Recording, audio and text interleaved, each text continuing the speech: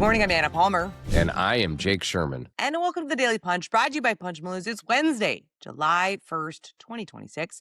Let's get in the mix. Here are your Washington headlines of the day. Number one, the House GOP majority is getting worse.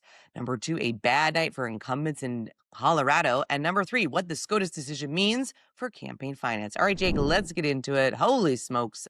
I'm glad to have you back today because things really went off the rails for House Speaker Mike Johnson this week. This is an epically bad 2 weeks for Mike Johnson. I don't know I can't say it any other way. It is a really bad 2 weeks. He had to let the chamber leave early 2 weeks in a row. He's lost 2 weeks. And despite what the leadership thinks, they are all three judged on the performance of the team as a whole. And this is the 9th rule vote, Anna, that Johnson has lost during his tenure as Speaker. They were unable to get to the floor a package that had the NDAA, the National Security State, formerly known as SFOP spending bill, and a couple other cats and dogs, so to speak. But this is bad. This is bad. They are losing time.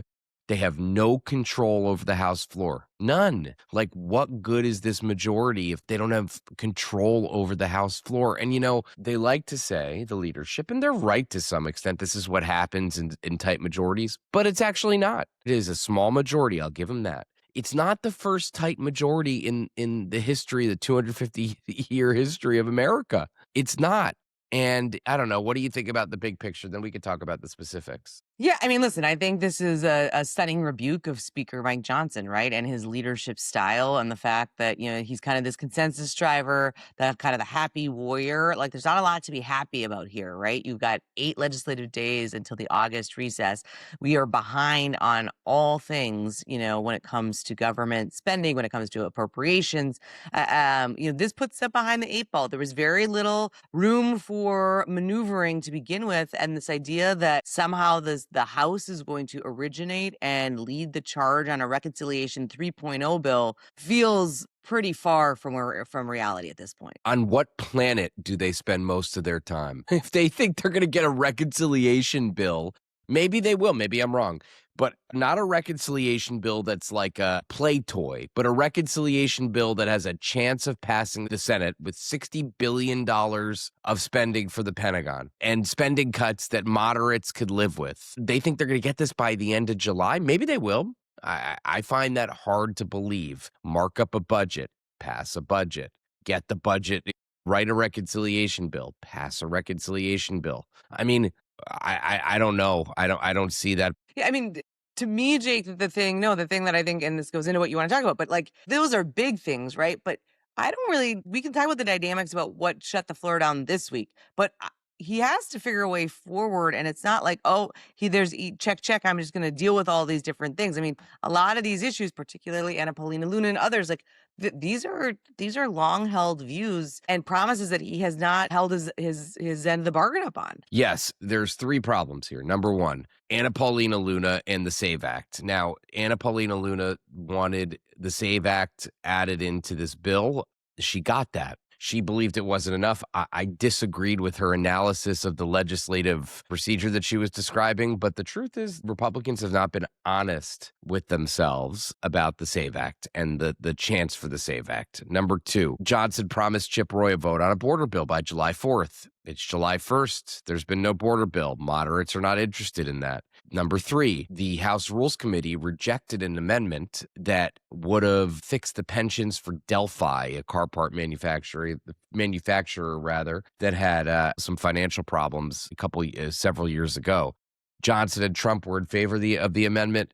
Virginia Fox, the rules chair, nixed it. This is just 13 people plus Steve Scalise who voted no on the rule for procedural reasons. That's a lot of opposition, Anna. That is like not a turnable amount of opposition when it's just sprayed in several different directions. So Not great. Not great. All right, we will leave it there, and obviously be covering how Speaker Johnson moves forward through the rest of the week and into the next week. All right, Jake, let's move to the number 2 story of the morning. Tuesday was a bad night to be a Democratic incumbent in Colorado. Representative Diana DeGette, a Democrat from Colorado who served 3 decades in Congress, was soundly defeated. Also, Senator Michael Bennet, who was seen as the frontrunner in his bid for the governorship, was also defeated, this time by Colorado Attorney General Phil Weiser. Yeah, not a great night for incumbents, as you said. I mean, Malat Quiros beat DeGette 51% to 41%. That is a drubbing in this Denver area seat. And everything, I guess, is kind of Denver area in Colorado, but or a lot of things. And Michael Bennet lost his race for governor. Now, I just got to say, I mean, this is another socialist candidate who is taking out an incumbent. And, you know, we wrote about this in March when DeGette was almost kicked off the when she lost her spot on the ballot at the district's convention.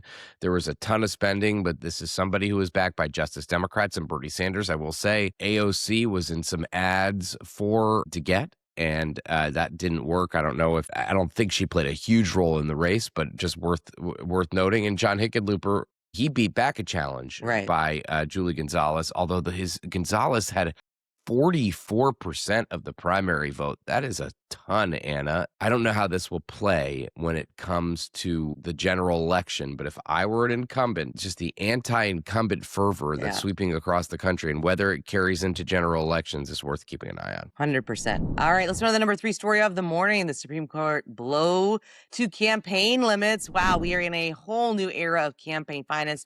The biggest change to campaign finance law since the Citizens United decision back in 2010, Jake. The Supreme Court handed Republicans a massive win yesterday by striking down coordination limits in the NRSC versus FEC case. It is wonky, but super important, particularly for our audience. Yeah, this is huge because now the IE side of the congressional campaign apparatus is over, and the NRSC and the DCCC and DSCC and et cetera, will be able to pair with candidates and buy TV ads at a lower rate. That's a big deal. That will change the landscape for sure in the campaign finance world. So this is happening in the middle of the election. This benefits Republicans who don't raise as much money. Individual candidates don't raise as much money as Democrats.